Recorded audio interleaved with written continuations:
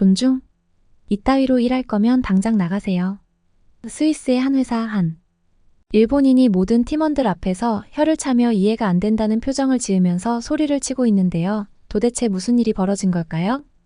구독과 좋아요 부탁드립니다. 안녕하세요. 제 이름은 엘레나 바움가르트너예요.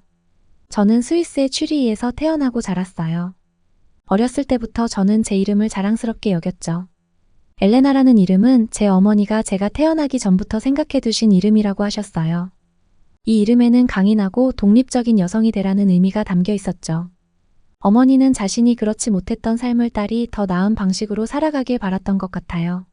제 부모님은 저를 아주 사랑해 주셨고 유복한 가정에서 부족함 없이 자랐어요. 아버지는 유명한 금융 전문가셨고 어머니는 유능한 변호사셨죠. 제 아버지 프리드리 바움가르트너는 스위스 금융계에서 유명한 인물이셨어요. 그는 젊은 나이에 은행에서 시작해 자산관리 분야에서 큰 성공을 거두었고 결국 자신의 금융 컨설팅 회사를 설립하게 되었죠. 그는 날카로운 판단력과 분석력으로 많은 사람들에게 존경받았어요. 어머니 마르타 바움가르트너는 법조계에서 자신의 커리어를 쌓아왔어요. 그녀는 강인한 의지와 철저한 윤리의식으로 유명한 변호사셨죠. 그래서인지 어머니는 항상 저에게 정직함과 공정함의 중요성을 강조하셨답니다. 우리 가족은 취리히의 세데로프라는 고급 주택가에 살았어요. 세데로프는 아름다운 호숫가에 위치한 동네로 평화롭고 고요한 분위기를 자랑했죠. 이곳의 집들은 대부분 넓은 정원과 고풍스러운 건축 양식을 자랑했어요. 저희 집도 예외는 아니었죠. 커다란 창문으로 햇빛이 가득 들어오는 거실과 호수의 풍경을 한눈에 볼 수 있는 발코니가 있는 3층짜리 대저택이었어요. 집 앞의 정원에는 어머니가 손수 가꾸신 장미꽃들이 매년 아름답게 피어났어요.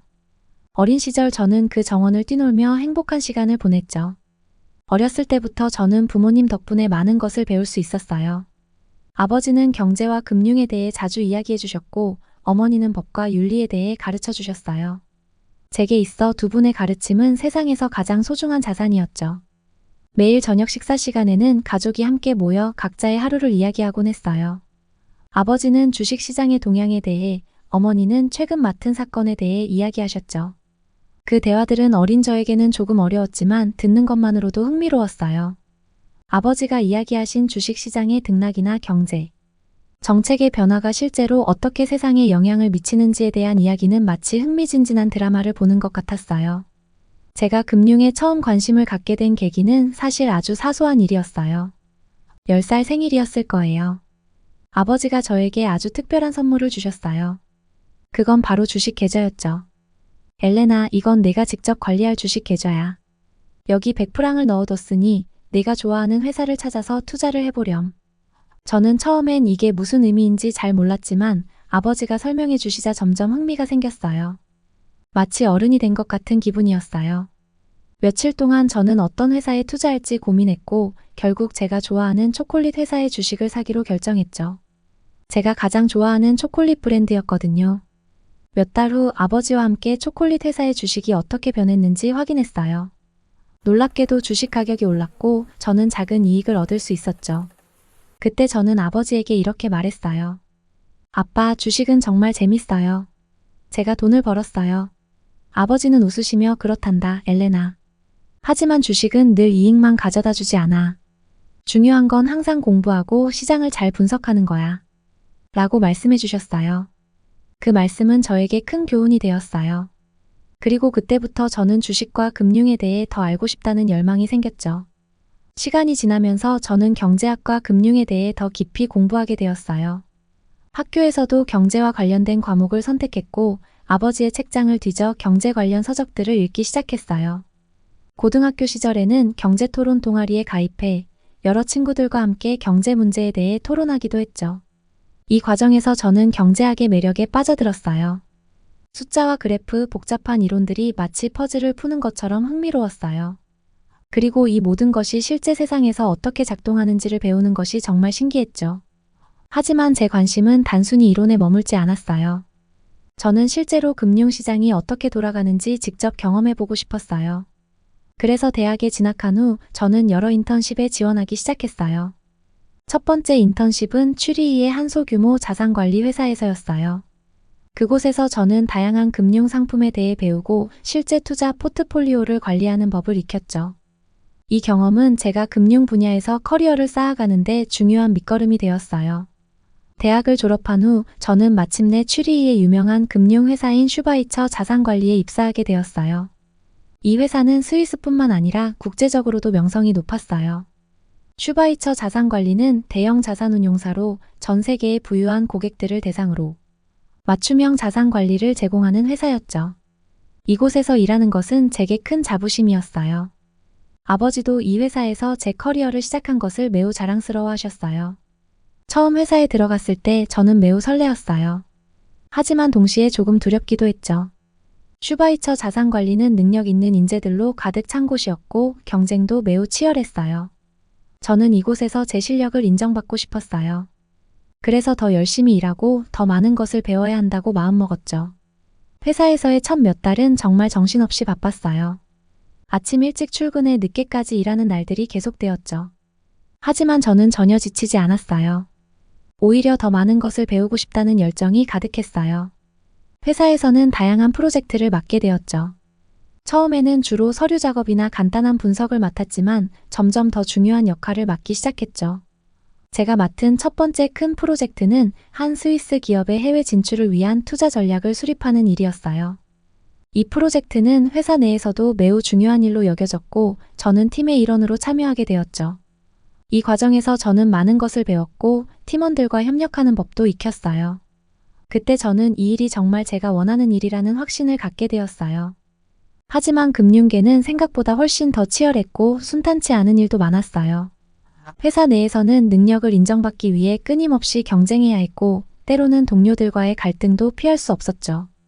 그중 하나는 바로 일본인 동료와의 갈등이었어요. 하지만 그 이야기는 조금 이따가 하기로 하고 일단은 제 인생에서 중요한 전환점이 된 한 가지 사건을 더 이야기하고 싶어요. 제가 첫 번째 프로젝트를 성공적으로 마친 후 회사에서는 저를 해외 지사로 파견 보내는 것을 고려하고 있었어요.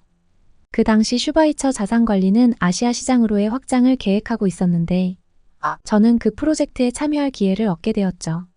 아시아 시장은 저에게도 매우 흥미로운 도전이었어요. 하지만 동시에 이 기회가 제게는 커리어를 완전히 바꿀 수 있는 중요한 순간임을 알고 있었어요.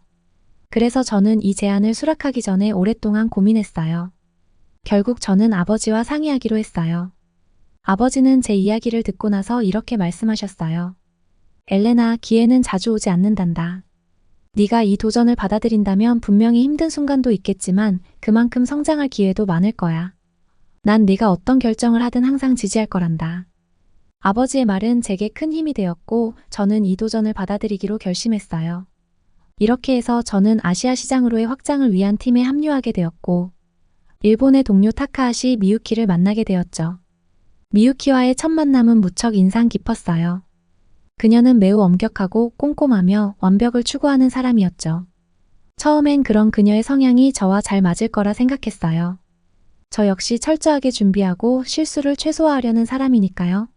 하지만 시간이 지날수록 그녀와의 협업이 생각만큼 쉽지 않다는 걸 깨닫게 되었어요. 미유키와의 이야기는 이후에 더 자세히 말씀드릴게요. 이렇게 저는 슈바이처 자산관리에서의 첫 단계를 성공적으로 밟아가고 있었지만 이 여정은 단순히 직업적인 성공을 넘어 제 자신을 더 깊이 이해하게 해주는 중요한 시간들이었어요. 제가 이 길을 선택한 이유와 앞으로 어떤 방향으로 나아가야 할지에 대한 많은 생각을 하게 되었죠.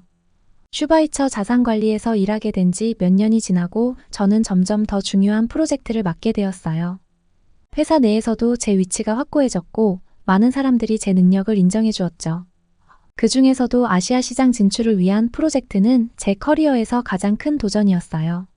이 프로젝트는 회사의 미래를 좌우할 만큼 중요한 일이었고 저 역시 이 프로젝트가 성공하기를 간절히 바라고 있었어요. 프로젝트 팀은 국제적으로 구성되었고 그중 한 명이 바로 일본인 동료 타카하시 미유키였어요. 미유키는 일본 본사에서 파견된 인재로 그녀의 경력과 성과는 누구도 의심할 수 없을 만큼 뛰어났죠. 처음 미유키를 만났을 때 저는 그녀의 철저함과 전문성에 감탄했어요. 그녀는 항상 모든 일을 완벽하게 처리하려는 자세를 가지고 있었고 그런 점에서 저는 그녀와 잘 맞을 거라 생각했어요. 저 역시 일을 할 때는 꼼꼼하게 계획하고 실수를 줄이려 노력하는 편이니까요. 그러나 시간이 지나면서 저는 미유키와의 협업이 생각보다 쉽지 않다는 것을 깨닫게 되었어요. 그녀의 완벽주의는 때로는 지나칠 정도였고, 그로 인해 팀 전체가 어려움을 겪기도 했죠. 미유키와 함께 일을 하다 우려하던 몇 가지 사건이 터지게 되는데요. 첫 번째 사건은 프로젝트 초기 단계에서 발생했어요. 우리는 시장 조사를 기반으로 한 중간 보고서를 준비하고 있었고, 미유키는 그 보고서의 데이터를 분석하는 책임을 맡고 있었어요. 그녀는 데이터를 수집하고 분석하는 데 엄청난 공을 들였고, 그 결과는 매우 철저했죠. 하지만 문제는 그녀가 너무 많은 데이터를 수집했다는 것이었어요. 미유키는 데이터를 더 많이, 더 깊이 분석해야 한다고 주장했어요. 그녀는 이 정도로는 충분하지 않아요. 우리가 모든 가능성을 다 분석해야 해요라고 말했죠. 물론 그녀의 말도 일리가 있었지만 우리는 시간에 쫓기고 있었어요. 모든 데이터를 다루기에는 시간이 부족했고, 핵심에 집중하지 않으면 오히려 전체적인 흐름이 흐트러질 위험이 있었죠. 저는 그녀에게 미유키, 이 데이터들 중에서 중요한 부분만 골라내는 것이 더 효과적일 것 같아요. 지금은 시간도 부족하고 클라이언트에게 중요한 포인트를 전달하는 것이 우선이에요 라고 설득했어요. 하지만 미유키는 제 의견을 쉽게 받아들이지 않았어요. 그녀는 제가 맡은 부분을 완벽하게 처리해야만 전체 보고서가 완성도 있게 나올 거예요. 이 데이터를 다 다루지 않으면 나중에 문제가 생길 수도 있어요 라며 자신의 주장을 굽히지 않았죠. 결국 우리는 이 문제로 인해 시간 내에 보고서를 완성하지 못할 위기에 처하게 되었어요. 팀원들 사이에서도 불만이 나오기 시작했어요. 왜 이렇게 모든 걸 어렵게 만드는 거지? 지금 중요한 건 빠르고 정확하게 핵심을 전달하는 거 아닌가? 같은 말들이 오갔죠. 상황이 이렇게 되자 저는 어쩔 수 없이 결단을 내려야 했어요. 미유키에게 맡겨두면 시간 내에 보고서를 완성하지 못할 것이 분명했기에 저는 그녀가 모아온 데이터 중에서 가장 중요한 부분만 골라내기로 했어요. 미유키는 제 결정에 매우 불쾌해했어요.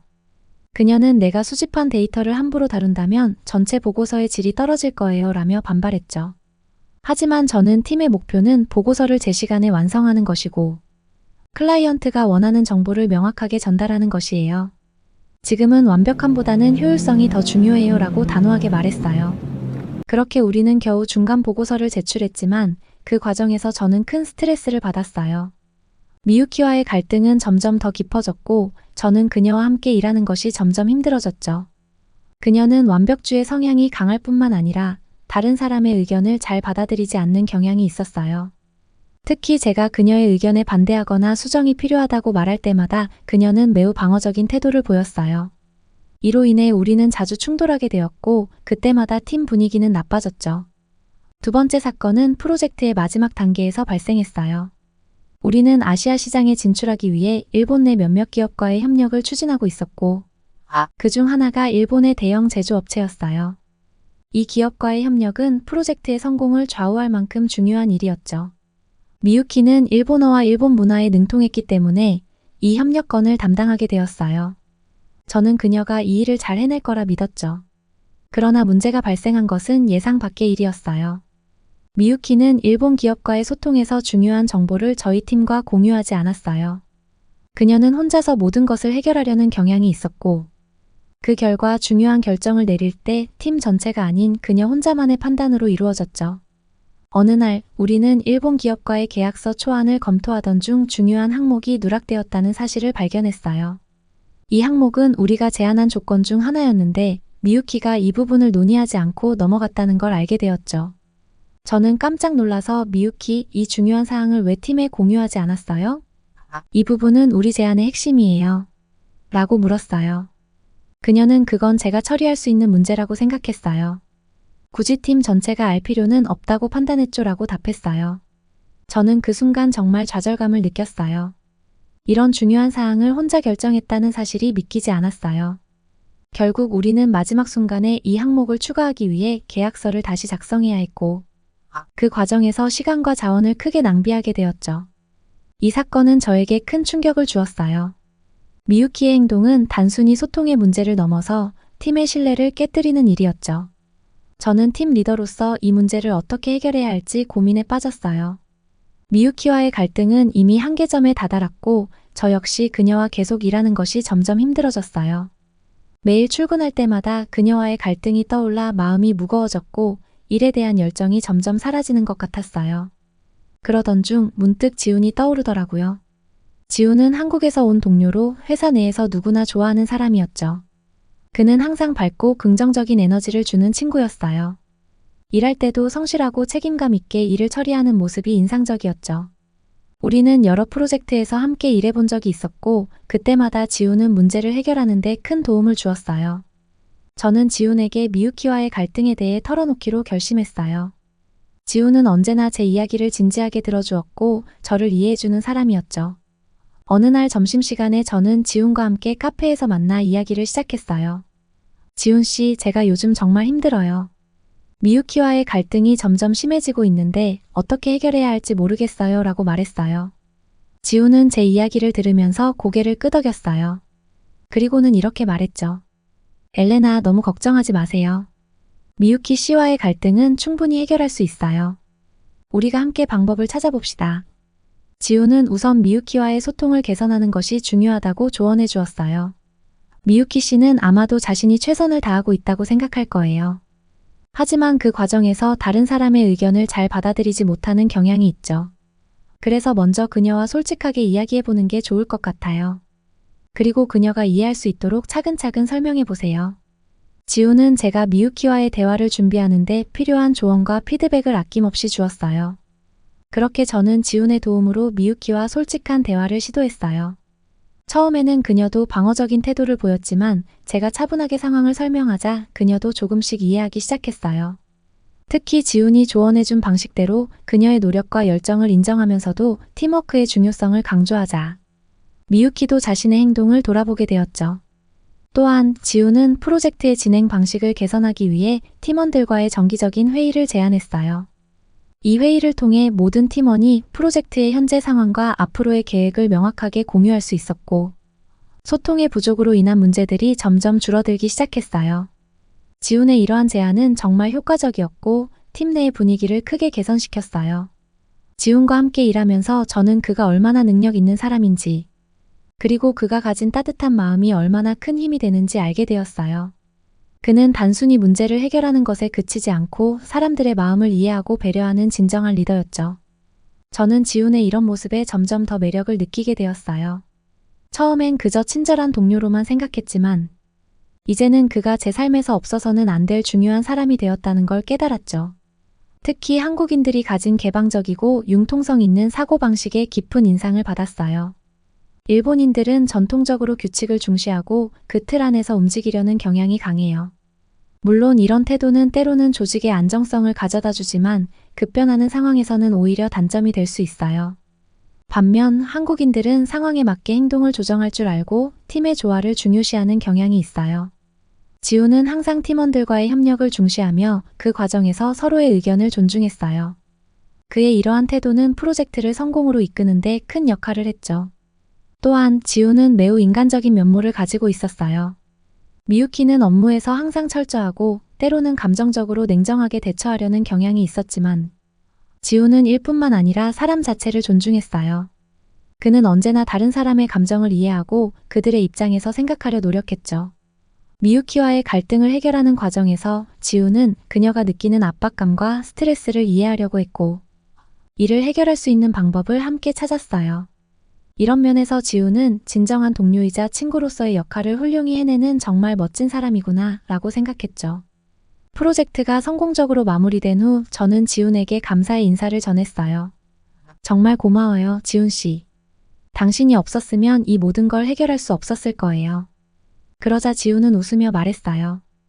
엘레나, 저도 당신 덕분에 많이 배웠어요. 앞으로도 좋은 친구로 그리고 동료로 함께 합시다. 그의 말은 단순한 인사치레가 아니었어요. 우리는 그 이후로도 여러 프로젝트에서 함께 일하며 더욱 깊은 신뢰와 우정을 쌓아갔죠. 그렇게 지훈과의 관계는 점점 더 깊어졌어요.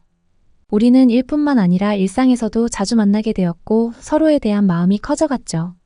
지훈은 그저 능력 있는 동료가 아니라 제 인생에서 정말 중요한 사람으로 자리 잡았어요.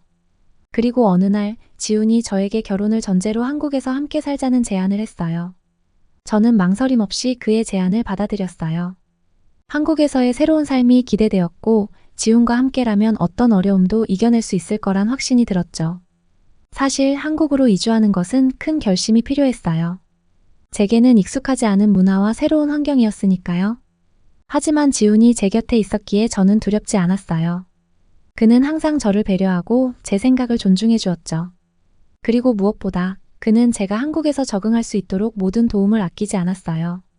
우리는 한국에서 새로운 삶을 시작했어요. 새로운 환경, 새로운 문화가 낯설게 느껴지기도 했지만 지훈과 함께라면 모든 것이 가능할 것 같았어요. 한국에 와서 저는 지훈의 가족과도 가까워졌어요. 그의 가족은 따뜻하고 사랑이 넘치는 사람들이었죠. 그들은 저를 진심으로 환영해 주었고 한국의 문화를 하나하나 가르쳐 주었어요. 저는 한국의 음식, 예절, 그리고 사람들에 대해 배우면서 점점 더 한국이라는 나라에 매료되었어요. 한국인들은 따뜻하고 정이 많았으며 서로를 배려하는 마음이 깊었어요. 이런 점들은 제가 미유키를 통해 경험했던 일본 문화와는 또 다른 매력이었죠. 지훈과 함께한 한국에서의 삶은 저에게 새로운 시작을 의미했어요. 우리는 함께 새로운 꿈을 꾸기 시작했고 그 과정에서 서로를 더 깊이 이해하고 사랑하게 되었어요. 한국에서의 생활은 때로는 도전적이었지만 그 모든 순간들이 저를 더 강하게 만들었고 지훈과의 관계를 더욱 단단하게 해주었어요. 결국 저는 지훈과의 결혼을 결심하게 되었어요.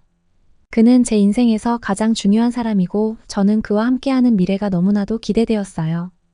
우리는 함께 새로운 인생을 시작하기로 했고 그 결심은 저를 한층 더 행복하게 만들어 주었어요. 이제 저는 지훈과 함께하는 모든 순간을 소중히 여기며 그와 함께 나아갈 미래를 설레는 마음으로 기다리고 있어요. 지금까지의 사연 어떻게 들으셨나요?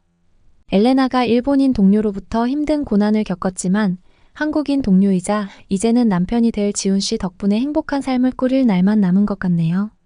낯선 한국에서의 삶이 때로는 힘들 수도 있겠지만 지훈 씨와 함께라면 헤쳐나가지 못할 일이 없을 거라고 생각이 드네요. 댓글로 엘레나에게 응원 한마디씩 건네보시면 어떨까요? 다음에 더 재밌는 사연으로 돌아오겠습니다. 감사합니다.